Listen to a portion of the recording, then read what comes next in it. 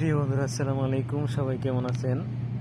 মসজিদে শোয়ার অন্যরকম মজাই হচ্ছে আলাদা। তো দেশে যখন ছিলাম তখন প্রায় সময় মসজিদে নামাজ পড়ে মসজিদে শুয়ে থাকতাম। তো বিদেশে আসার পর প্রায় সময় নামাজ পড়ে মসজিদে শুয়ে থাকি। দেখেন মসজিদটা খুব অসাধারণ, খুব সুন্দর। এই আর মসজিদের ভিতরে কি জানি অটোমেটিক ঘুম চলে আসে তাড়াতাড়ি। আরামের জায়গা তো, এই জন্যে তাড়াতাড়ি ঘুম চলে আসে। খুব সুন্দর।